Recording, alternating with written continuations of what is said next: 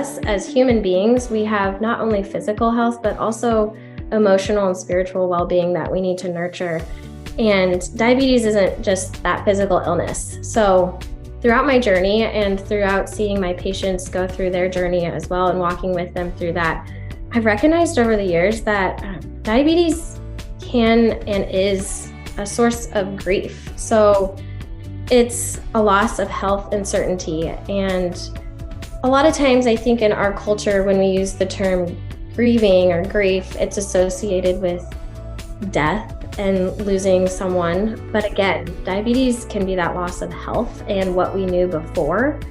And there's a theory that I always go back to when I'm explaining the emotional health of people and how it's associated to diabetes. And it's a theory called Kubler Ross and the 5 stages of grieving.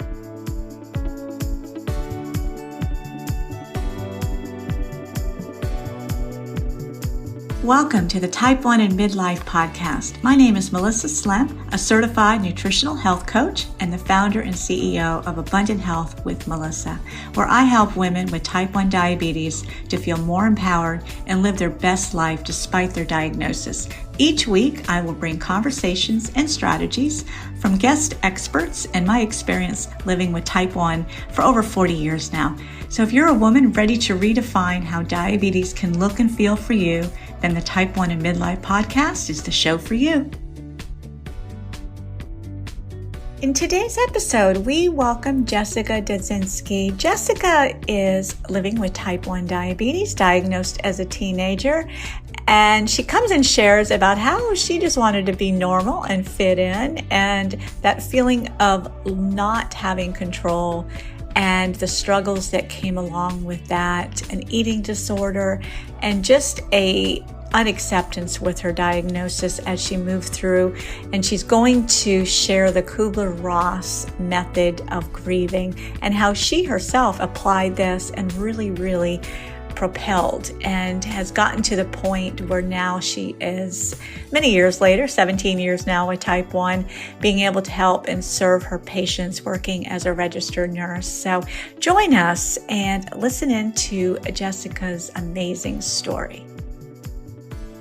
Just a reminder that nothing you hear on this Type 1 in Midlife podcast should be a substitute for professional medical advice. Please always consult your medical professional before changing your diet, insulin dosages, or healthcare plan. Hello and welcome, Type 1 in Midlife. This is Melissa, and I am here with Jessica today. I'm so excited to have met you, Jessica, just recently and connected with you. And as I had mentioned in the intro to the show, Jessica has been living with type 1 for 17 years now, and she has a passion for empowering people with diabetes to live long, happy, and healthy lives with this chronic disease that we have. And she works as a pediatric diabetes nurse educator for 8 years now and continues to work in that space and to help and serve that community. So hello, Jessica. Say hello and tell us a little bit about yourself and your home life and your family. Yeah. So thank you, Melissa, for having me on this podcast and allowing me to share my story with all of you. So I currently live and I grew up in Kansas City, Missouri. And I grew up in the Catholic and Christian faith, which I am still practicing today and is a huge part of my story that I can't wait to tell you all about. And I'm currently married with 2 young kids, so we're pretty busy. I have an almost 3-year-old and a 1-year-old, so life is pretty fun right now. And right now I am currently using the T-Slim Control IQ with the Dexcom G6. Awesome. And that's working really great for me, especially this time in my life with 2 young kids, just that extra help to focus those blood sugars in that target range has been amazing for me. Yes, yes. My gosh, the tools that we have come across, right? Or they have created for us. We're very thankful for that for sure. So tell me about like the earlier days. And I know you do have quite a story. You and I've talked offline about this, and you just epitomize inspiration. As we all do. Living with type 1 is tough. Ladies, it is tough. You are strong, you are resilient, and it is definitely not a weakness. And you have had a chance. I know I've read some articles that you've written, and just share what you're comfortable with right now about where you were upon your diagnosis and what the difference is now, and how your journey of acceptance. I think that's a term that kind of struck me when I was first reading your story, is just your journey of acceptance. So yeah, share with us. Yeah. So as you mentioned, I'm currently now a nurse diabetes educator, and that path to get on that path started long ago. And I have a passion for helping people with diabetes, not only on the physical education level and aspect, which we all know that that's very important, but also on the emotional. Us as human beings, we have not only physical health, but also emotional and spiritual well-being that we need to nurture. And diabetes isn't just that physical illness. So throughout my journey and throughout seeing my patients go through their journey as well and walking with them through that, I've recognized over the years that diabetes can and is a source of grief. So it's a loss of health and certainty. And a lot of times I think in our culture, when we use the term grieving or grief, it's associated with death and losing someone. But again, diabetes can be that loss of health and what we knew before. And there's a theory that I always go back to when I'm explaining the emotional health of people and how it's associated to diabetes. And it's a theory called Kubler Ross and the 5 stages of grieving. So tell us about that. I've heard that term, but I'm not real familiar with how that looks and feels for somebody to go through that.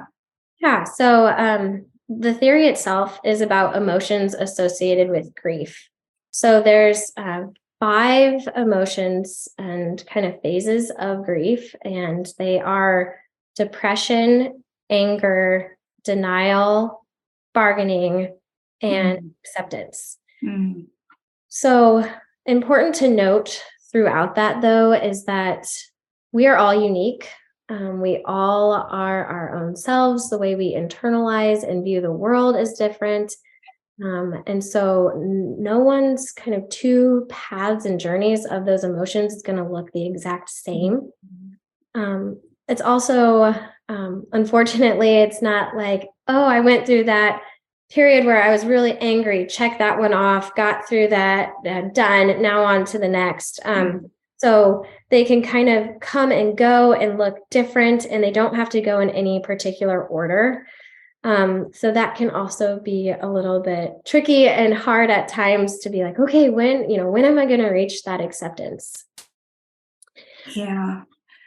Yeah. And that has to start with ourselves, doesn't it?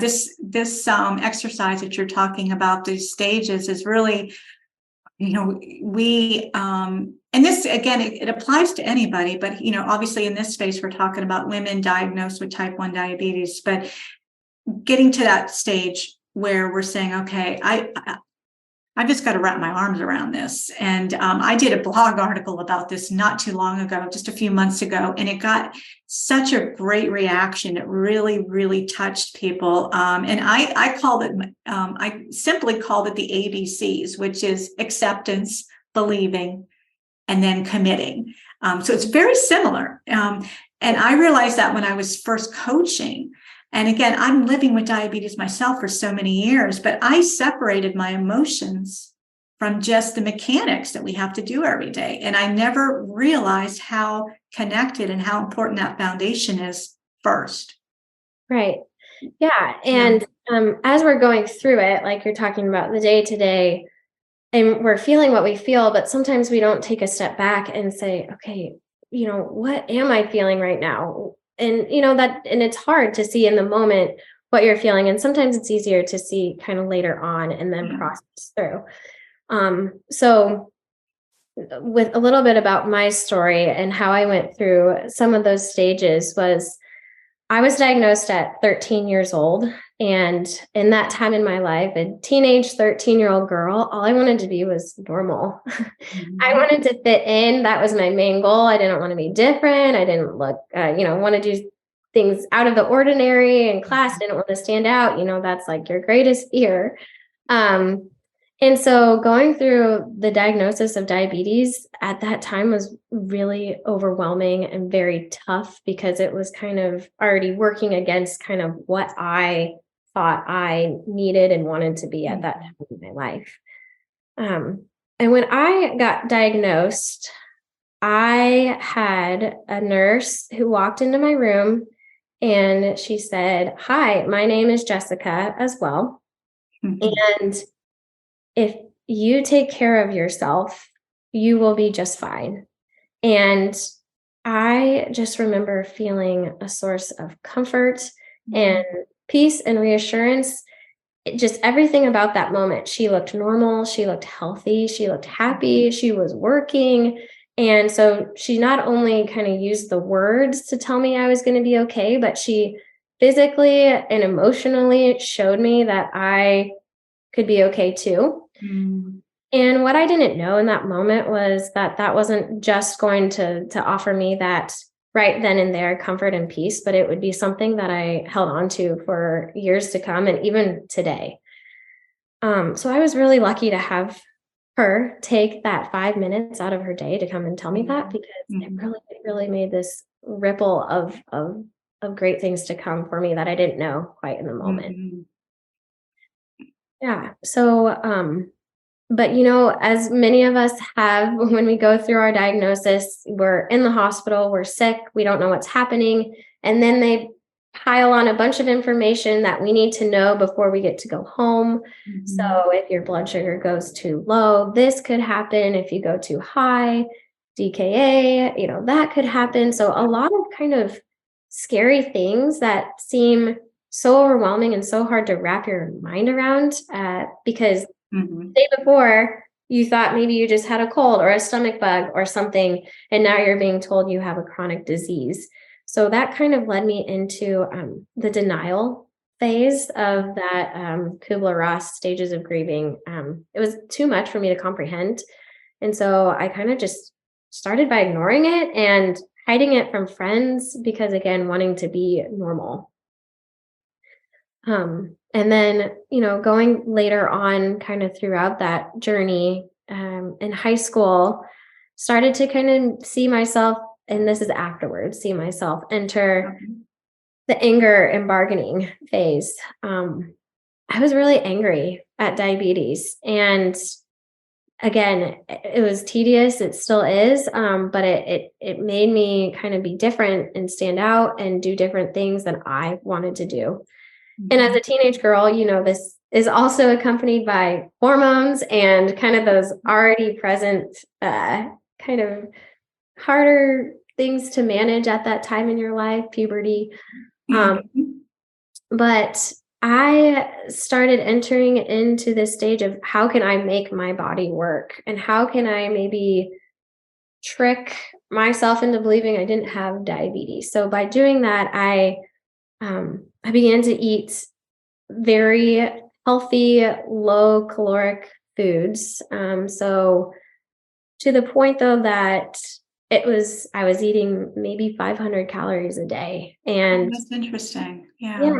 So I noticed that when I didn't eat as much, my blood sugars were lower and I didn't have to give as much insulin. So in my mind, that bargaining of, okay, if I eat this, then I don't have to take this big of an insulin injection because I'm not eating as much. But then, that process of becoming very unhealthy and focusing too much on that did not help me get rid of diabetes. And if anything, it made me when I finally realized how thin and dangerously thin I was, I was like, it was one day I realized it, and my eyes were open. I'm like, oh my gosh, what am I doing? This isn't working. Mm-hmm. I have diabetes. Yeah. So that Yeah, was that's a crazy ride. And something struck me when you were talking about that is that term, control. Because we throw that term around with blood sugar, and I used to use it. I used to say blood sugar control, but it's truly something we can't control. But when we're living with diabetes and there's all these other variables, I think we do latch on to what we can control, which is, activity, or the food and the insulin dose. Obviously, those are things that we have to manually control, even though the outcome is really in diabetes control. So I think that, because I experienced similar extremes when I was a teenager as well, just as you did. I was diagnosed at 14. So I totally get that. And we're dealing with such an emotionally immature mind anyway at that age. Right. We think we know what we're doing, but we didn't know what we were doing. And then we're given such a serious disease, a very important disease to pay attention to. And things can be quickly can get out of control. I'm sorry, I just had a little. That's okay. So you go ahead and continue with your story as I. Yeah. So like you said, exactly. Seeking control. What can I control in this aspect of my life? And because I felt so out of control at that point, and I wanted certainty, and I wanted to know exactly what was going to happen, and I needed to grasp onto something that I can control, and I knew I was doing. And then, like you said, so another extreme I went through is I also kind of at the same time was in this over-exercising period of my life. So I still do love to run. It's always been a good source of kind of nurturing my emotional health, just to get out, get in nature, get my body moving. Because with diabetes too, we're told, exercise, keep that blood pressure low. It's good for you. But at that point, I took it too far in my life. So this was when I was a freshman, sophomore year in high school. And I was running to extremes, and I was like, I am going to make my body work. And I realized too that if I exercised a lot, then my insulin sensitivity went up. Therefore, my insulin needs went down. So again, kind of, diabetes is fueling this fire, but not in the right way. And I ran cross country, and I was on varsity. And it was my first varsity race and my first race ever. So I didn't know how my blood sugars were going to react. And so all we had learned about at that point in our education was you need carbs before you run your race. And my family and I didn't know about the adrenaline aspect of that. So carved up, and I remember being very anxious and even crying in the car before I went on this race. I kind of think I just knew something was not going to be right. And sure enough, I start really strong. I was at the first mile mark, and I was running a 6-minute mile, which I laugh about because I'm running a 15-minute mile. But anyways, I was really strong, doing really great. And then I started to just get this fog over me, and I became really fatigued. And I remember seeing the grass, and then I would black in and out. And I just remember seeing the finish line, needing to get there. I made it, but I collapsed kind of right at the finish line. I didn't lose full consciousness, but I was really not healthy. And they actually took my blood sugar, and I was in the upper 400s.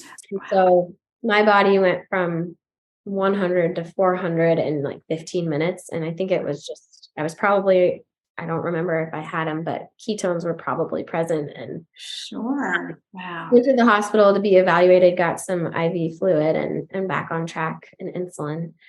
But then that's when it hit me too that, okay, I can't work against my body with this. This isn't working. These tactics of bargaining and anger are not getting rid of diabetes the way I want them to. So, in the future races, I was more mindful at that time. First of all, because it scared me. I didn't want to be collapsed at the end of the race. I wanted to finish strong, and healthy. So in the subsequent races, I did. I worked with my body. I, took the insulin I needed and learned from that experience. But that was also kind of just like the first little chipping away at like, okay, this isn't working. We need to try something different. And so then also throughout all of these kind of experiences and periods of my life, the depression was there. I wasn't, clinically depressed, kind of that term that we hear a lot, but just the sadness was there. I cried almost every night with my insulin shots. My mom helped me with my Lantus. And she said one night, and if I could take this away from you, Jess, I would in a heartbeat. And she began to cry. And I was like, okay, I'm tired of being sad and it's affecting others. And it's, again, not getting rid of this disease. Yeah. So, just kind of, working through all these emotions, and we have to grieve. We have to go through them to get to where we want to be. But I think it's just recognizing exactly, kind of taking a step back and being like, okay, what is this teaching me, at this point in my life? And where do I want to be also? Yeah. Yeah. Looking closer at it. Yeah. That is so powerful. And so what other things, and this is some things that I've read that you've written, talking about looking closer. Because we do tend to walk around, even people that know us don't really understand what we do every day with this disease. But you gave some really good examples of, they see the surface, and in some cases they're judging what they see because they don't understand it. But to share that, and I think that is too. It's a chance for us to kind of, not only can other people view it with a little bit more intuitiveness, but for ourselves to do it as well. Just looking closer at all those things that we have to do every day. Yeah. So kind of those things that we tend to hide. And I think, and my husband actually made a good point. I have recently, since we've been in Kansas City, gotten involved in an adult type 1 group, and with JDRF, and the JDRF, I called her, I wanted to volunteer, the manager of it. And I said, I'm really passionate about helping kids with diabetes and teenagers and families. And she's like, but we have this adult group. I'm like, oh, but I really want to work with kids. And she's like, well, we really need you to help organize events for this adult group. So I'm like, okay, again, open to God's grace and plan for me. I'm like, okay, I'll plan this, but I don't know anything, other than myself, of connecting with other people in my stage of life, and adults and even older. But what I have realized from it is, my husband made the point of, as adults, when most of them had been diagnosed within the past year or two, who were at this group. So a lot of people who were diagnosed as teenagers or younger actually weren't there. And we were like, that's a little interesting. It seems like we almost tend to hide it. And maybe that's because we've had it for longer, or again, just that stage of getting maybe diagnosed as a teenager and not wanting it to be evident, not wanting it to shape you into who you are, what others see in a negative way. But a lot of times, if you do hide it, it's isolating and it's lonely, and people don't know that you have to change your pump site every 2 to 3 days at minimum. If it malfunctions and if it breaks, then you have to do that more.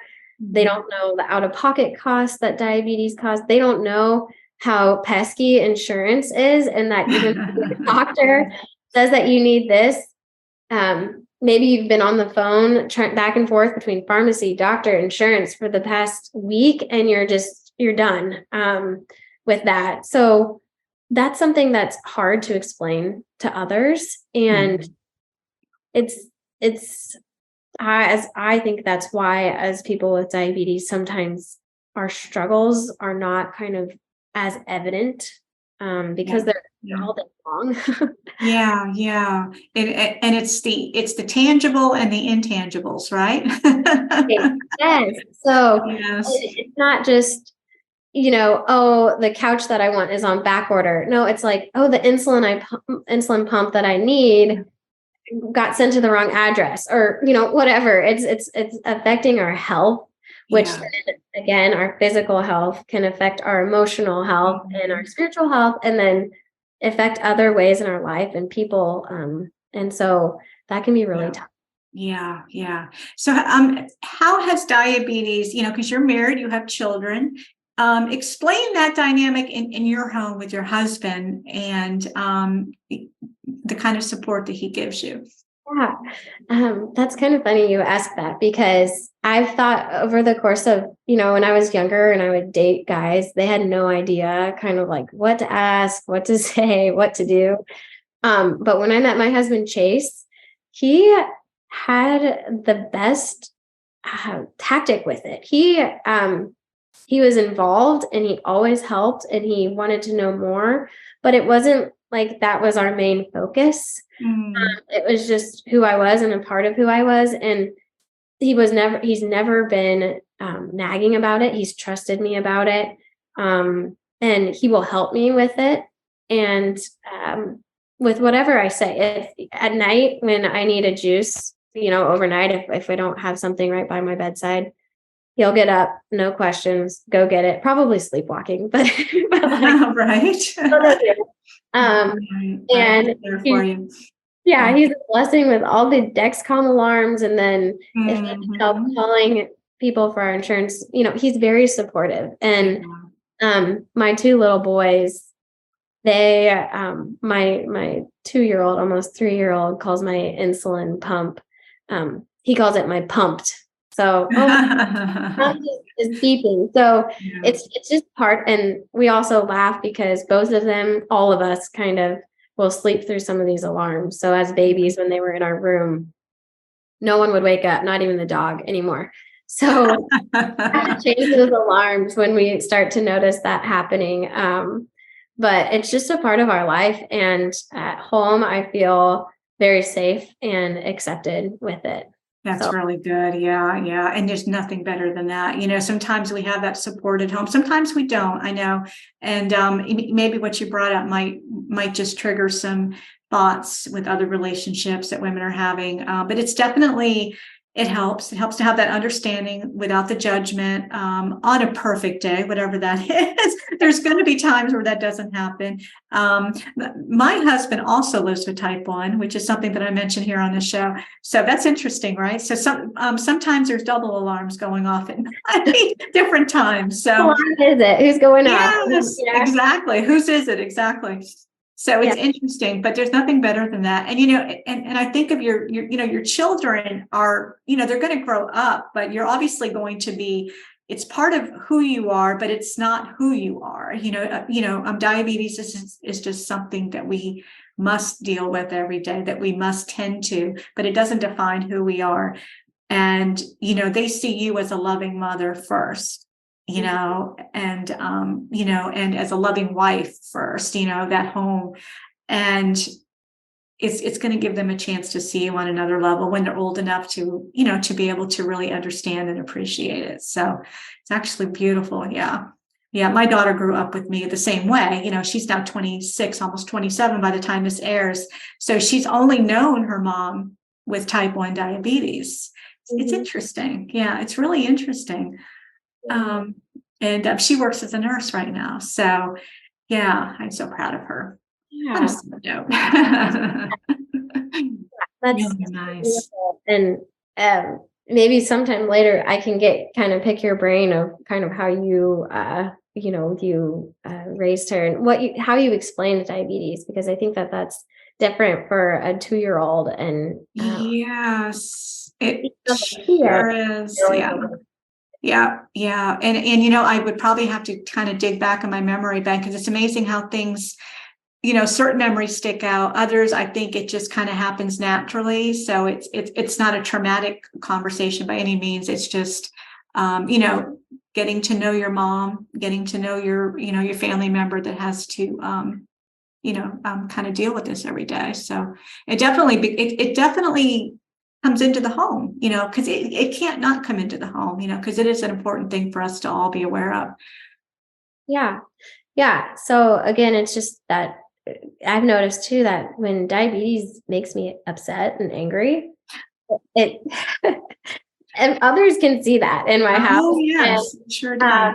So that's been kind of where I'm at now, is kind of learning what makes me upset and how do I kind of get past that almost more quickly than I would without my kids here, because my kids are here and they see me and they need me. And so I don't want to dwell in how upset I am about my pump site, kinking and things like that. So it's all just a big journey. And like you said, embracing kind of where we're at and also noticing where we're at.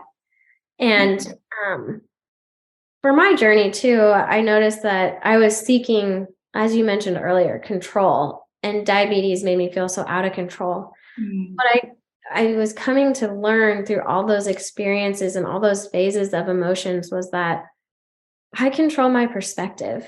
So what I do with my diabetes is up to me. And kind of after that, the cross country race where I collapsed and was not healthy and not eating well and all of that, I knew something needed to change, but I didn't quite know what it was that needed to change. But once we kind of acknowledge that something needs to change and I want it to change, then that's one of the biggest steps to work towards where you want to be. Yeah. And it is that next step of acceptance. And, you were just talking about your family, and many of us have families and children. And to me, that's a motivator. We all want to have good, healthy, relationships that have good communication. Again, not perfect. There's no judgment here as far as what that home should or shouldn't feel like or, be. But that's a motivator, isn't it? Because you want to be healthy for your children. You want to be at peace with your diabetes. You don't want your children to see you not at peace with your diabetes. So again, and that's another way to set more learning tools for them as they grow up. And it is amazing how things are brought into our life, all struggles. Right. Disease related. There's so many different things that we're all thrown, that life throws at us.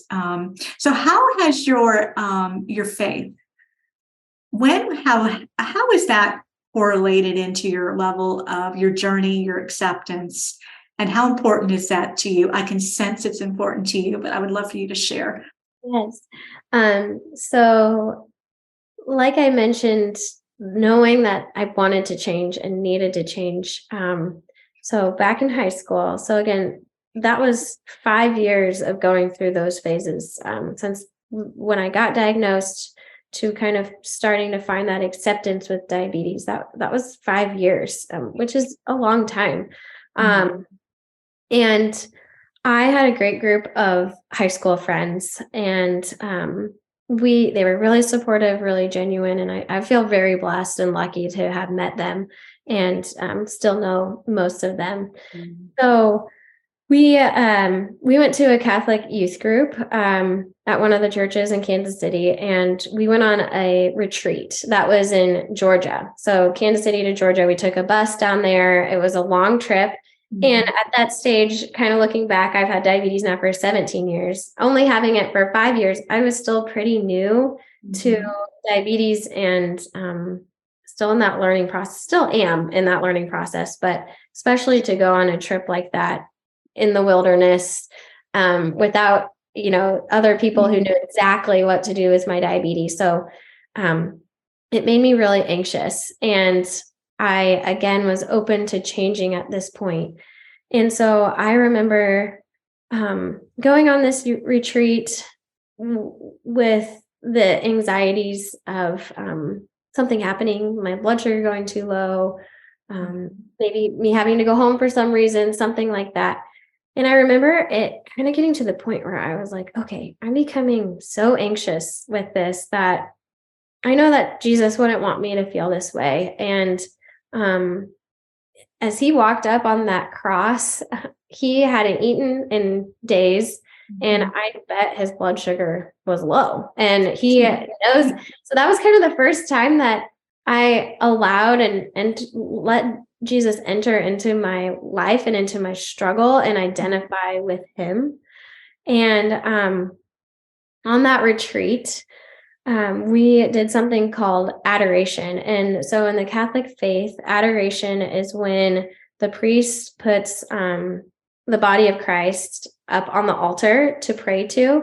And as Catholics, we believe that Jesus is truly present there. So this is a time where you can pray directly to Jesus. And it's very kind of informal. You can be quiet, you can sing, you can, do whatever you need to do to open up and to pray to Jesus. And so as I was sitting there reflecting and thinking, praying about my diabetes, there's a song, it's the Hail Mary song. And that just popped into my mind kind of out of the blue. And then all of a sudden I realized I was diagnosed on December 8th, which is in the Catholic faith, we recognize as the Immaculate Conception of Mary, which means Mary was born without sin and God gave her a special plan for her life, even before she was born. And so my mind, I'm like, oh my gosh, diabetes plan. I am so excited. And just reflecting and praying on how Jesus made peace with his cross is when he showed me how to make peace with mine. And my perspective changed so fast. I was like calling my parents. I said, oh my gosh, you won't even believe. I was almost kind of crazy how fast I went from being really down and kind of crying out of self-pity to being excited and truly blessed. And going back to that interaction in the hospital at diagnosis and saying, I want to be that nurse that helps others through their struggle and gives them hope and walks with them throughout that process and journey. And so it's all cool how it kind of lines up in our plan, even though you don't know kind of how it will unfold later. He's always at work, isn't he? Yeah. We just have to open our eyes. So you were already a believer, but you went from darkness to light with diabetes. Yes. Yeah. And that's why it's so when I realized it, I was like, a ton of bricks had hit me. I was like, oh my gosh, okay, yes, I'll do it. I want to go be a nurse. And I was at that point, I was a junior in high school. So that was kind of on my horizon of what am I going to do next? And so that was also kind of a source of comfort for me because I didn't know exactly what I wanted to do next. Yeah. Oh, that's a beautiful story. Thank you so much. Well, speaking of your patients, tell us what your days look like with them and how you're able to inspire them. I would think just being in the room with you to get help and direction would be enough inspiration. So can you give us an example of maybe some patients that you've worked with? And so I have worked so I've been a nurse for 8 years now, and I have worked on a med surg setting. So that's kind of meaning most of us, when you got diagnosed, went onto a hospital floor. And that's where you got your education. So when you get diagnosed, hospitalized. So I worked there for a year, and I actually worked on the same floor that I got diagnosed on. So kind of one of those circle moments again. Yes. I got my patient records because I couldn't remember exactly which room I was in, but I then one day I was in there helping a 13-year-old girl just getting diagnosed with diabetes. And I'm like, oh my gosh, things can't get better than this. This is amazing. But they did. So, but working with them. And then after that, working on the hospital floor, I worked for several years doing education in the clinic and working in behavioral health, diabetes, multidisciplinary clinic. So kind of what we're talking about here. Yes. Not only focusing on the physical health of just a diabetes appointment, but also the psychological, the emotional health. We had a therapist there kind of helping nurture all of those different avenues of our health. So important. Yeah. And that's something that we're going to see more of that within the healthcare system, that, those different avenues, or I should say, levels of care within, and again, all disease, but with diabetes, especially, Sounds like your hospital is doing some amazing things. Yeah. And so now I'm currently volunteering and kind of in the community setting and doing some education classes for caregivers of kids with type 1. So educating them kind of on a community level, and just going through and thinking about the experiences I've had. Is there's so many emotions and feelings that go into it. There's empathy, there's sorrow kind of in it together. It's hard to watch someone else struggle too. Sure. And to know that this is really hard. And there's also that teamwork, and there's laughter even. So I remember with one of my patients, she was came in and she saw my pump, and, when they get excited, and I get excited, too, that they're excited. And she's like, what color? That's when we had the Medtronic pumps. Like, what color is your pump? And I, mine's pink, mine's purple, and just kind of laughing about that. But seeing this kind of true and genuine love of people, and just God shining through, because, most of these people you have met just the day before or right then and there.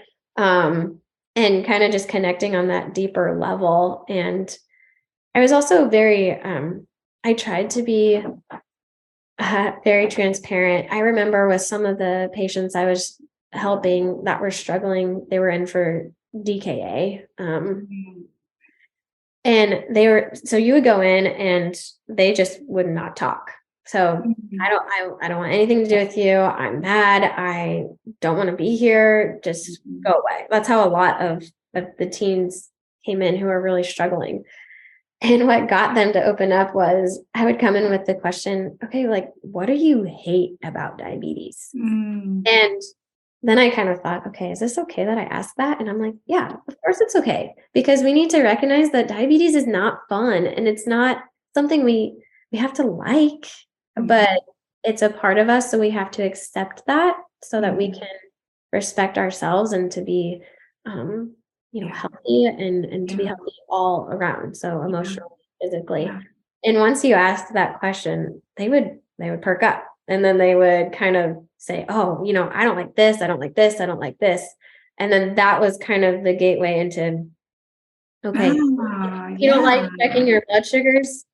Have you heard about a Dexcom? Have you tried that? And then it kind of broke down that barrier of, I don't know, it just kind of made it more real. And and they were able to express, and not only express, but express to somebody who understood, which is exactly who you are. So, gosh, what a gift that is for them to be able to do that with you. And, because we are so used to the rules and the boundaries, but to be able to just say, hey, this is terrible today, and to be able to express that and to be real, sometimes I think diabetes can almost make us feel, well, kind of robotic, because we're this pancreas, this manual pancreas body walking around, and we can almost detach from our own feelings. But it's nice when somebody can just ask you, so what are you eating today? Yeah, what do you not like? And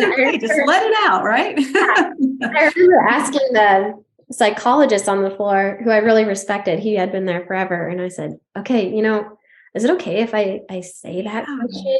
And he laughed and he goes, yeah, I mean, you can totally say it. I can't. He said that, he goes, because I don't have diabetes, so I couldn't really contribute to that. But he's like, but you can do that. And so I kind of was like, okay, this is so fulfilling and unique and different. And so having diabetes and opening up and sharing with others can be a really beautiful and fulfilling journey. And when I first got diagnosed, I wouldn't ever believe how much joy I've gotten from diabetes. That came as a very big surprise to me. That's something. Wow. Again, a lot of it is tedious and not fun. But some of the most fulfilling moments I've had in my life have come from helping and others, and them helping me too. So it's not a lot of a lot of it too. I think it's more so helping me than me helping. Therapeutic for you as well. Yeah, for sure. It's amazing how things work, right? Yes, people need each other, and and that's a good example of why we need each other. Yeah, and we cannot do this alone for sure. That's nice. Sure. Is there anything else that you'd like to wrap up with? I just had a few kind of tips that I thought of too. Yeah, we'd love to hear. Help reach perspective that you want to have and to find that acceptance phase. So number one is kind of what we just talked about. So acknowledging that it's okay to feel what you're feeling. It's okay to feel sad. It's okay to feel angry. But then kind of recognizing what it is and to move forward. So in that process, having support. So not being hesitant or scared to ask others for support and communicating with them. So saying, I'm really struggling with diabetes right now, and this is making me feel like this. So helping others kind of understand where you're at. Talking to a therapist if you need to, or spiritual direction. So, some Christian churches offer that too. Just to kind of set your gaze on where you want to be and to help you feel better. And then what I've kind of just recently found out is identifying triggers too. So I know that I get upset with my diabetes if my kids are also upset at the same time. So my kids need me a lot right now. They're little. And so I've recognized that if I'm changing my pump site or doing a diabetes test and it's taking away from time with them. So if they're needing something and I'm trying to do this on the side, I get really mad at diabetes. And so I'm like, okay, so how can I change that? So now I'm trying to change my pump at a time where they're napping or my husband's home so that I kind of steer clear of that because I knew that would kind of set me off in the wrong way. Yeah. That's interesting that you recognize that, and it's such an easy thing to kind of work around. Yeah, and to find that balance with. So and that's going to look again different for everyone. Everybody. Again, not comparing what works for you might not work for the next person. So it's a very personal journey that we're all on. And recognizing too that even though we reach that phase of acceptance, hopefully we do, you might still get angry and sad. And, but hopefully at this point, it's not going to be as overwhelming as before you reached that acceptance phase. So, also just everyone listening with diabetes, just know that you're doing an amazing job. I don't think we're told that as often as we need to be told. And you really are. So being the mind behind your pancreas is really tough. So let those small victories of, hey, whatever you view as a small victory, celebrate it and be proud of yourself. Yes. Oh, thanks. Oh, yes. And that I was going to ask you what fills you with hope, but I think you just did that. You just filled us all with hope because, we're doing an amazing thing every day. Yeah, no matter what that number is. Right. We are doing amazing things every day to do the best we can. And yeah, to definitely celebrate all the little wins, celebrate the big wins, just celebrate, celebrate the fact that we get to be here and that we get to join communities and, to share our life with others. So yeah, there's a bigger plan for sure. Well, I want to thank you again for being here. And I want to invite you back because I know there's another topic that you have a lot of expertise on.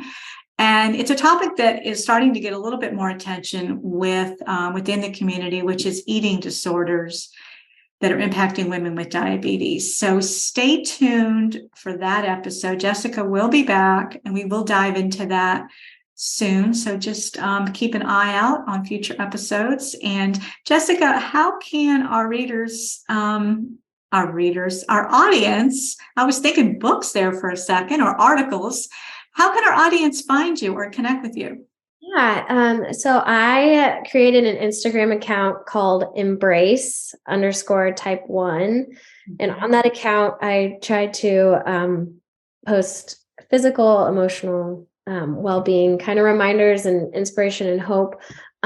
Just because I truly like that. And I just want to help other people too. And so I hope that you guys can get something out of it. And if you do, follow that account and ever want to reach out, I'm more than happy to chat and to connect. So yes, send her a message, and I will link your Instagram account in the show notes, so they can easily find you there. And yeah, thanks again. We appreciate talking to you and getting to know you even more today, Jessica, sharing your story and your hope-filled strategies with our listeners here. And again, thank you again. And until next time. Yeah, have a blessed day.